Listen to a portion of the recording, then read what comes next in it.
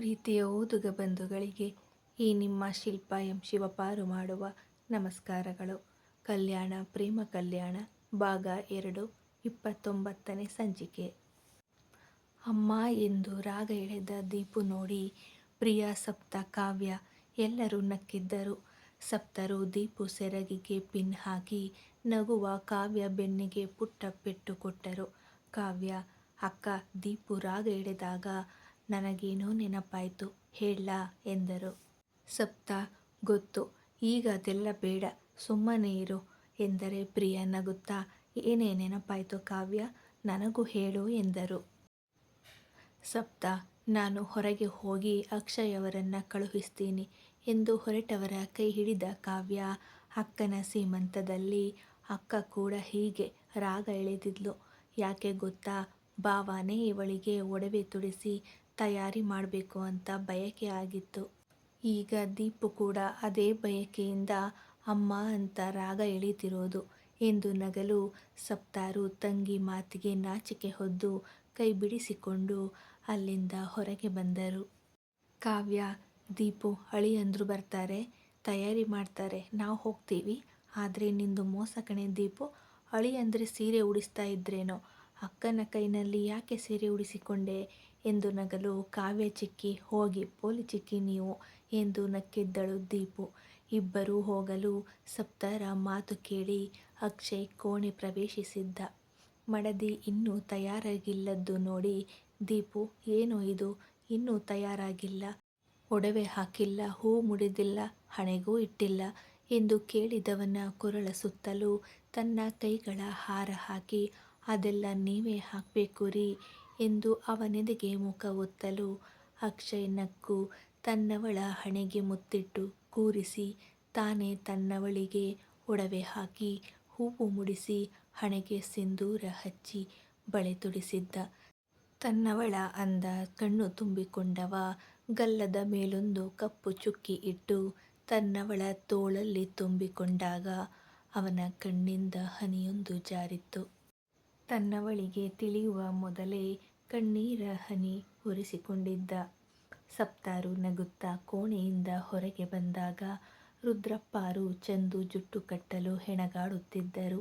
ಅದ ಕಂಡು ಸಪ್ತರಿಗೆ ಇನ್ನಷ್ಟು ನಗು. ಇದೇನ್ ಮಾಡ್ತಾ ಇದ್ದೀರಿ ದೊಡ್ಡಪ್ಪ ಮಗಳು ಎಂದು ಬರಲು ರಿಬ್ಬನ್ ಅವರ ಕೈಗೆಟ್ಟು, ನಿನ್ ಮಗಳು ಜುಟ್ಟು ಬಿಚ್ಕಂಡು ಈಗ ನನ್ನ ಜುಟ್ಟು ಕಟ್ಕೊಡು ಅಂತವಳ, ನನ್ ಕೈಲಿ ಆಗಕ್ಕಿಲ್ಲ ಕೂಸೆ ಅಂದ್ರೂ ಕೇಳಾಕಿಲ್ಲ ಎಂದರು. ಚಂದುಗೆ ಜುಟ್ಟು ಕಟ್ಟಲು ನಿಂತರು ಸಪ್ತರು.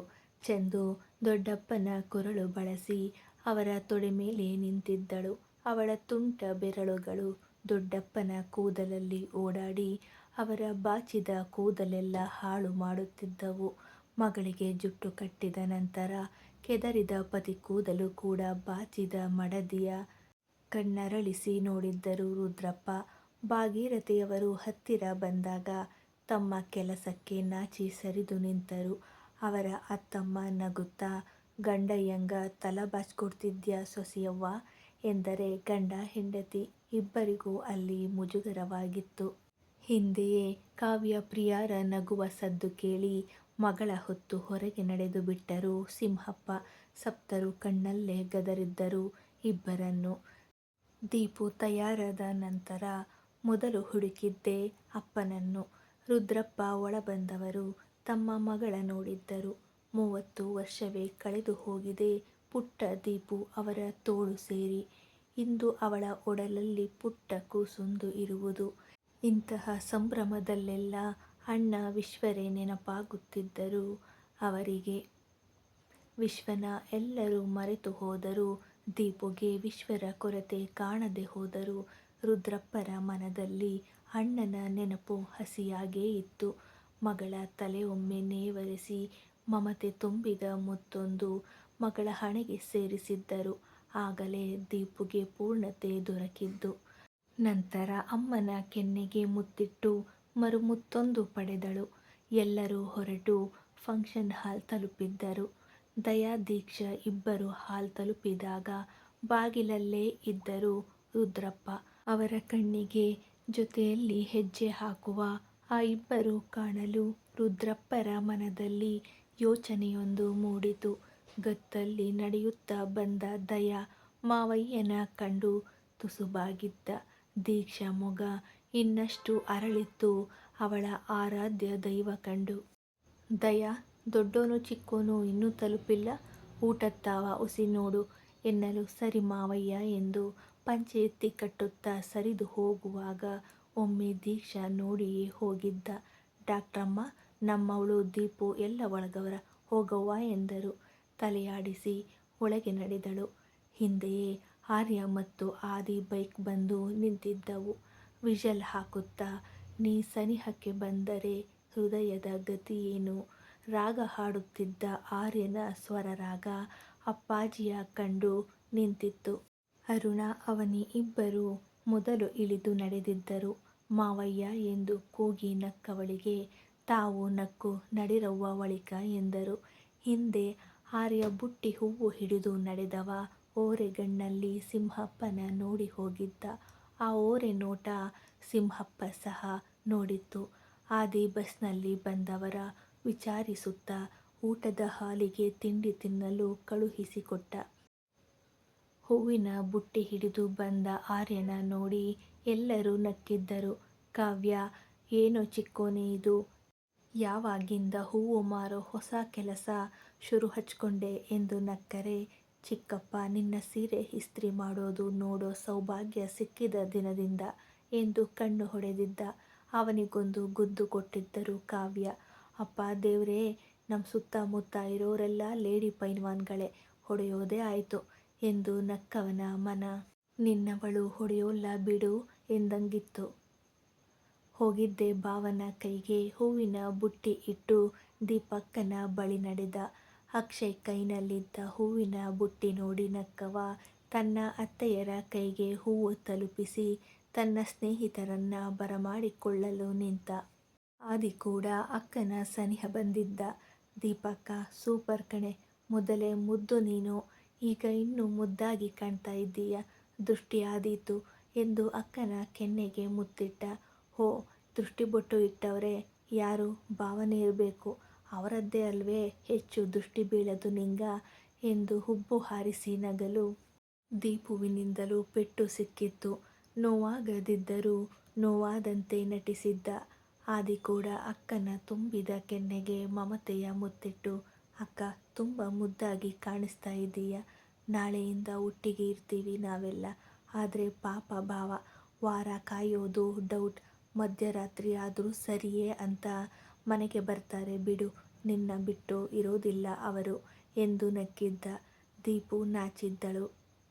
ನಿನ್ ಕುಲಪುತ್ರ ನಾಚಾಳಿ, ಮನೆ ಮಂದಿಗೆಲ್ಲ ಹಬ್ಬಾಯ್ತಾ ನೋಡು, ವಯಸ್ಸಿಗೆ ಬಂದವ, ನಿಂಗುವೇ ಮುತ್ತಿಡದು, ದೀಪುಗೂ ಮುತ್ತಿಡದು, ಅಳಿಯಂದ್ರು ನೋಡುದ್ರ ಏನನ್ನಕ್ಕಿಲ್ಲ, ರುದ್ರಪ್ಪರ ದೂರಿದು. ಚಿಕ್ಕೋನ ಮೇಲೆ ಮಡದಿಯ ಜೊತೆ, ಅಳಿಯಂದ್ರು ಏನು ಅಂದುಕೊಳ್ಳೋದಿಲ್ಲ ಬಿಡಿ, ಹಾಗೇನಾದ್ರೂ ಅನ್ನೋದಿದ್ರೆ, ಕೋಪ ಬರೋದಿದ್ರೆ ನಿಮಗೆ ಬರೋದು, ನೀವೇ ಅನ್ನೋದು, ಇನ್ನು ಚಿಕ್ಕೋನು ಪ್ರೀತಿಯಿಂದ ಮುತ್ತಿಡ್ತಾನೆ, ನಿಮಗ್ಯಾಕೆ ಮಗು ಮೇಲೆ ಸಿಟ್ಟು ಸಿಡುಕು ಎಂದರು ಸಪ್ತರು ಪತಿಯ ಈ ಮುನಿಸು ನೋಡಿ. ಇನ್ನೂ ಚಿಕ್ಕೋನೆ, ಅದು ಮಗುವೆ, ಅದಿನ್ನು ಚಿಕ್ಕ ಮಗ ಅನ್ಕಂಡಿದ್ಯೋ, ಆ ನಿನ್ ಚಿಕ್ಕ ಮಗ ಏನು ಕೆಲಸ ಮಾಡ್ತಾದ ಅಂತ ಗೊತ್ತಾ ನಿಂಗ, ಹೋಗು ಶಾಸ್ತ್ರ ನೋಡು ಹೋಗು ಎಂದ ಪತಿಯ ಗೊಂದಲದಲ್ಲಿ ನೋಡಿದವರು ಏನು ಕೆಲಸ ಮಾಡ್ತಿದ್ದಾನೆ ಎಂದರು. ಈಗ ಟೇಮಿಲ್ಲ ಹೇಳಾಕ, ಗಳಗ ಮೀರೊಯ್ತುದ, ಶಾಸ್ತ್ರ ನೋಡು ಹೋಗು, ಮಗೀಗ ಮೊದ್ಲೇ ಬೆನ್ನು ನೋವು ಎಂದಾಗ ದೀಪುವಿನ ಬಳಿ ನಡೆದರು. ಮೊದಲು ದೀಕ್ಷಾ ಬಳಿ ಬಂದ ಸಪ್ತಾರು, ದೀಕ್ಷಾ ತಗೋ ಈ ಹೂ ಮುಡಿದು ಬಳೆ ತೊಡು ಎಂದು ಬಳೆ ಮತ್ತು ಹೂವು ಕೊಡಲು ತನ್ನ ಕೈ ನೋಡಿಕೊಂಡಳು. ಕಪ್ಪನೆಯ ದಾರ ಬಲಗೈನಲ್ಲಿ, ಎಡಗೈನಲ್ಲಿ ವಾಚ್ ಇರುವ ಕೇಶರಾಶಿಯ ಬಂಧಿಸಿ ಕ್ಲಿಪ್ ಹಾಕಿದ್ದಾಳಷ್ಟೆ. ಡೈವೋರ್ಸ್ ನಂತರ ಹೂವು ಬಳೆ ಸಿಂಧೂರ ಎಲ್ಲದರ ಮೇಲೆಯೂ ಆಸೆಯೇ ಹೋಗಿತ್ತು. ಕಾಲಿನ ಗೆಜ್ಜೆ ಸಹಿತ ತೆಗೆದಿಟ್ಟು ಸನ್ಯಾಸಿನಿಯಂತೆ ಬದುಕುತ್ತಿದ್ದಳು. ಕಾಟನ್ ಸೀರೆ, ಕೊರಳಲ್ಲಿ ಪುಟ್ಟ ಚೈನ್ ಬಿಟ್ಟರೆ ಹಣೆಗೆ ಕಂಡು ಕಾಣದ ಪುಟ್ಟ ಬೊಟ್ಟು, ಇಷ್ಟೇ ಅವಳ ಅಲಂಕಾರವಾಗಿತ್ತು. ಇಂದು ತಾಯಿ ಸ್ಥಾನದಲ್ಲಿ ನಿಂತು ಸಪ್ತಾರು ಬಳೆ ತೊಟ್ಟು ಹೂ ಮುಡಿಯಲು ಹೇಳಿದಾಗ ನಿರಾಕರಿಸಲಾಗಲಿಲ್ಲ. ಹೂವು ಮುಡಿದು ಎರಡೂ ಕೈಗಳಿಗೂ ಬಳೆ ತೊಟ್ಟಳು. ಸಪ್ತಾರೆ ಹಣೆಗೆ ಕುಂಕುಮ ಇಟ್ಟು ಕೆನ್ನೆ ತಟ್ಟಿ ದೀಪು ಬಳಿ ನಡೆದರು. ಹೂವಿನ ಎಳೆ ಭುಜದಿಂದ ಮುಂದೆ ಇಳಿಬಿಟ್ಟು ಮೊಬೈಲ್ ತೆಗೆದು ಫ್ರಂಟ್ ಕ್ಯಾಮರಾದಲ್ಲಿ ತನ್ನ ಮೊಗ ನೋಡಿಕೊಂಡಳು. ತುಟಿ ಅರಳಿದ್ದವು. ಕೈಗಳ ನೋಡಿಕೊಂಡವಳ ಮನಸ್ಸಿಗೂ ಅದೇನೋ ಖುಷಿ. ಒಳಬಂದ ದಯಾಗೆ ಎದುರಾಗಿದ್ದಳು ದೀಕ್ಷಾ. ಏನೋ ವಿಶೇಷ ಅನಿಸಿತು. ಗಮನಿಸಿದಾಗ ವ್ಯತ್ಯಾಸ ತಿಳಿಯಿತು. ಡಾಕ್ಟ್ರೇ, ಯಾವಾಗಲೂ ಹಿಂಗೆ ತಯಾರಾಗಿ ಪಸಂದಾಗಿ ಕಾಣ್ತೀರಿ ಎಂದವ ತಟ್ಟನೆ ನಾಲಿಗೆ ಕಚ್ಚಿಕೊಂಡು. ಕ್ಷಮಿಸಿಬಿಡಿ ಡಾಕ್ಟ್ರೇ, ಹಿಂಗಂದೆ ಅಂತ ಕೋಪ ಮಾಡ್ಕಬ್ಯಾಡಿ ಎಂದ ಭಯದಲ್ಲಿ. ಅವನ ಭಯ ನೋಡಿ ನಕ್ಕು ಬಿಟ್ಟಳು. ಈಗ ಇನ್ನಷ್ಟು ಅಪರೂಪದ ಸುಂದರಿಯಂತೆ ಕಂಡಳು. ದಯಾ ಅವಳನ್ನೇ ನೋಡುತ್ತಾ ನಿಲ್ಲಲು ದೀಕ್ಷಾಗೆ ಅವನ ನೋಟ ಮುಜುಗರ ತರಿಸಿತು. ದೃಷ್ಟಿ ಸರಿಸಿದವ ನಿಲ್ಲದೆ ದೀಪು ಬಳಿ ನಡೆದು ಬಿಟ್ಟ. ಏನಪ್ಪ ದಯಾನಂದ, ಏನ್ ಸಮಾಚಾರ? ಬಂದ ಕೂಡಲೇ ನನ್ನ ವಿಚಾರಿಸಿಕೊಳ್ಳೋದು ಬಿಟ್ಟು ಡಾಕ್ಟ್ರು ಹತ್ರ ಮಾತಾಡ್ತಾ ನಿಂತು ಬಿಟ್ಟಿದ್ದೀಯ. ಏನ್ ಸಮಾಚಾರ ಎಂದು ಹುಬ್ಬು ಹಾರಿಸಿ ಅನುಮಾನದ ದೃಷ್ಟಿ ಬೀರಿದ ದೀಪು ತುಟಿಯಲ್ಲಿ ನಗುವಿತ್ತು. ಹೇ, ಹಾಗೇನಿಲ್ಲವ್ವ ತಾಯಿ, ನಮ್ಮವ್ವ ಒಸಿ ಏನೋ ಮಾತಾಡ್ದೋ ಅಷ್ಟೇ. ನೀನು ಸುಮ್ನಿರವ್ವ, ನಿನ್ನ ಬುದ್ಧಿನೇ ಕಲಿಸಿಬುಟ್ಟೀಯ ಅಮ್ಯಾಕೆ. ಒಂದು ದೀಪು ಕಾಟವೇ ತಡಿಯಕ್ಕಾಯ್ತಿಲ್ಲ. ಮರಿ ದೀಪು ನಿನ್ನಂಗೆ ಆಗಿಬಿಟ್ರ ನನ್ನ ಹಿಂಗೆ ಪ್ರಶ್ನೆ ಮಾಡತ್ತ. ದೇವ್ರ ದಯೆಯಿಂದ ಅಕ್ಷಯ್ ಹಂಗಿರ್ಲಿ ಕೂಸು ಎಂದು ನಕ್ಕವನ ಹೊಟ್ಟೆಗೆ ಗುದ್ದಿದ್ದಳು. ಅವ ಮುಖ ಕಿವುಚಲು ದೂರದಿಂದ ನೋಡಿ ದೀಕ್ಷಾ ನಕ್ಕಿದ್ದಳು. ಅವರ ಸ್ನೇಹ ಸುದೆ ನೋಡಿ. ಅರುಣ ಹಾಲ್ ಪೂರ್ತಿ ಓಡಾಡುತ್ತಿದ್ದರೆ ಆದಿ ಕಣ್ಣಿಗೆ ಹಬ್ಬ. ಅದೇ ವೇಳೆಗೆ ಅನುಷಾ ಮೇಡಂ ಬಾಗಿಲಲ್ಲಿ ಕಾಣಲು ಆದಿ ಅವರತ್ತ ನಡೆದ. ಅರುಣಾಗೆ ಹೊಟ್ಟೆಯಲ್ಲಿ ಬೆಂಕಿ ಬಿದ್ದ ಅನುಭವ. ಅಲ್ಲ, ಈ ಮೇಷ್ಟ್ರಿಗೆ ತಲೆ ಕೆಟ್ಟಿದ್ಯಾ ಅಂತ. ಆ ಡಿಲ್ಲಿ ಮೇಡಂನ ಯಾಕೆ ಕರೆಯಬೇಕಾಗಿತ್ತು ಎಂದು ತಾನು ಹಿಂದೆಯೇ ಹೋದಳು. ಅನುಷಾ ಮೇಡಂ ಬನ್ನಿ ಎಂದು ನಕ್ಕ ಆದಿಗೆ ಬಂದಿದ್ದೀನಲ್ಲ ಸರ್ ಎಂದು ನಕ್ಕಿದ್ದಳು ಅನುಷಾ.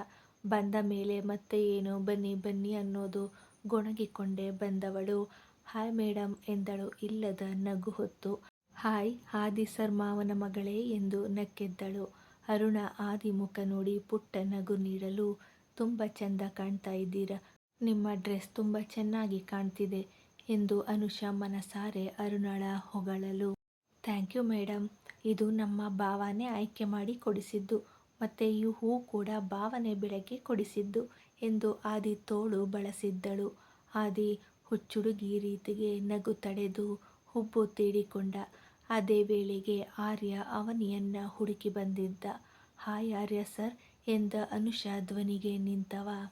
ಹಾಯ್ ಎಂದು ಇನ್ನೆಲ್ಲೋ ನೋಡಲು ಆದಿ ತನ್ನನ್ನು ಜಗ್ಗಪ್ಪ ಕೂಗುವುದು ಕಂಡು, ಚಿಕ್ಕೋನೆ, ಅನುಷಾ ಮೇಡಂನ ದೀಪಕ್ಕನ ಬಳಿ ಕರೆದುಕೊಂಡು ಹೋಗು. ಅಕ್ಕನಿಗೆ ಹೇಳಿದ್ದೀನಿ, ನಾನು ಜಗ್ಗಪ್ಪ ಕೂಗ್ತಿದ್ದಾರೆ ಏನಂತ ಕೇಳ್ತೀನಿ ಎನ್ನಲು ಆರ್ಯ ತಲೆ ಆಡಿಸಿ ನಡೆಯಲು ಅನುಷಾ ಹಿಂದೆಯೇ ನಡೆದಳು.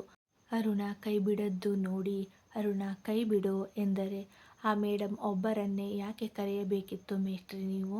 ಪ್ರಶ್ನೆ ಮಾಡಿದವಳ ಮುನಿಸು ಅವನಿಗೆ ತಿಳಿಯಿತು. ಮನಸಲ್ಲೇ ನಕ್ಕವ. ಈ ಹಾಲ್ ಅನುಷಾ ಮೇಡಂ ಚಿಕ್ಕಪ್ಪನದ್ದು. ಭಾವನ ಜೊತೆ ಬುಕ್ ಮಾಡೋದಕ್ಕೆ ಬಂದಾಗ ಅಕಸ್ಮಾತ್ ಆಗಿ ಅನುಷಾ ಮೇಡಂ ಕೂಡ ಬಂದಿದ್ರು.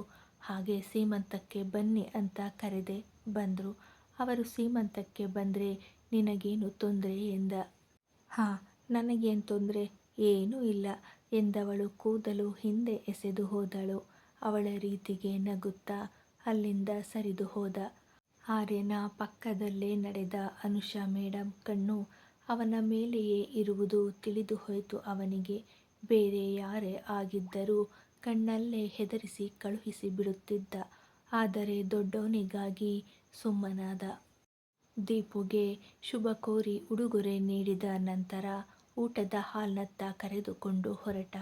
ಆರ್ಯ ಎಂದು ಮೃದುವಾಗಿ ಕರೆದವಳ ಧ್ವನಿ ಅವನಿಗೆ ಇಷ್ಟವೇ ಆಗಲಿಲ್ಲ. ಆರ್ಯ, ನಿಮ್ಮ ಜೊತೆ ಮಾತಾಡಬೇಕಿತ್ತು.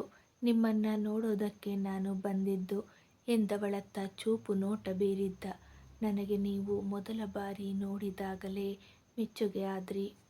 ನಿಮಗೂ ಒಪ್ಪಿಗೆ ಆದ್ರೆ ಅಪ್ಪ ಅಮ್ಮನ್ನ ನಿಮ್ಮ ಮನೆಗೆ ಕಳುಹಿಸ್ತೀನಿ ಎಂದವಳು ನೇರವಾಗಿ ವಿಷಯಕ್ಕೆ ನಿಂತು ಬಿಟ್ಟಿದ್ದಳು. ಆರ್ಯನಿಗೆ ಒಂದೆಡೆ ಅವಳ ನೇರವಂತಿಕೆ ನೋಡಿ ಆಶ್ಚರ್ಯವಾದರೆ ಇನ್ನೊಂದೆಡೆ ಕೋಪ ಸಹ ಮೂಡಿತ್ತು. ಕ್ಷಮಿಸಿ ಮೇಡಮ್, ನಮ್ಮ ಆದಿ ಜೊತೆ ಕೆಲಸ ಮಾಡೋರು ನೀವು. ನಮ್ಮನೆ ಸಂಭ್ರಮಕ್ಕೆ ಬಂದಿದ್ದೀರಿ ಅಂತ ಸಮಾಧಾನವಾಗಿ ಮಾತಾಡ್ತಾ ಇದ್ದೀನಿ. ಇಲ್ಲ, ನಾನು ಮಾತಾಡೋ ರೀತಿಯೇ ಬೇರೆ ಇರ್ತಿತ್ತು. ನನ್ನ ನೀವು ಮೆಚ್ಚಿರ್ಬೋದು, ಆದ್ರ ನಾನು ಮೆಚ್ಚಿರೋ ಹೆಣ್ಣು ಬೇರೆಯೇ ಅವಳ ಬಿಟ್ಟು ಇನ್ಯಾರೂ ಮೆಚ್ಚೋಗೆ ಆಗಕ್ಕಿಲ್ಲ ನಂಗ. ಇದನ್ನೆಲ್ಲ ಇಲ್ಲೇ ಬಿಟ್ಟು ಊಟ ಮಾಡಿ ಹೋಗಿ ಎಂದವನ ಮಾತಿಗೆ ಕಂಗಳು ತುಂಬಿಕೊಂಡವಳು. ಅಂದ್ರೆ ನಿಮ್ಮ ಮನಸ್ಸಲ್ಲಿ ಈಗಾಗಲೇ ಬೇರೆ ಹುಡುಗಿ ಇದ್ದಾರೆ ಅಂತಾಯ್ತು. ಕ್ಷಮಿಸಿ. ಹಾಗಿದ್ರೆ ನಾನು ನಿಮ್ಮ ಪ್ರೀತಿಸೋದು ತಪ್ಪಾಗತ್ತೆ. ನಾನು ಹೊರಡ್ತೀನಿ ಎಂದು ಮುನ್ನಡೆಯಲು, ಮೇಡಮ್, ಊಟ ಮಾಡಿ ಹೋಗಿ. ನೀವು ನನ್ನ ನೋಡಕ್ಕೆ ಬಂದಿರ್ಬೋದು, ಆದ್ರೆ ನನ್ನ ಅಕ್ಕನ ಸೀಮಂತಕ್ಕ ಬಂದು ಊಟ ಮಾಡದೆ ಹೋಗಬೇಡಿ ನೀವು ಎಂದ. ನಕ್ಕು ಸರಿ ಎಂದು ತಲೆ ಆಡಿಸಿ, ಆರ್ಯ, ನಿಮ್ಮ ಮನಸ್ಸಲ್ಲಿರೋ ಹುಡುಗಿ ಇಲ್ಲಿದ್ದಾರಾ ಎಂದವಳ ದಿಟ್ಟಿಸಿದ್ದ. ತಪ್ಪು ತಿಳಿಬೇಡಿ, ಕುತೂಹಲ ಅಷ್ಟೇ. ನನ್ನಿಂದ ನಿಮ್ಮ ಪ್ರೀತಿಗೆ ತೊಂದರೆ ಆಗೋದಿಲ್ಲ. ಅಷ್ಟು ಕೆಟ್ಟ ಮನಸ್ಥಿತಿ ನನ್ನದಲ್ಲ. ನೀವು ಇಷ್ಟ ಆದ್ರಿ ಅಂತ ನೇರವಾಗಿ ಕೇಳಿದೆ ಅಷ್ಟೇ. ನೀವೇ ಬೇಕು ಅಂತ ಹಠಕ್ಕೆ ಬಿದ್ದು ನಿಮಗೆ ತೊಂದರೆ ಕೊಡೋ ಬುದ್ಧಿ ನನಗಿಲ್ಲ ಎಂದಳು. ಅವಳ ಮಾತಲ್ಲಿ ಸತ್ಯವೇ ಕಂಡಿತ್ತು.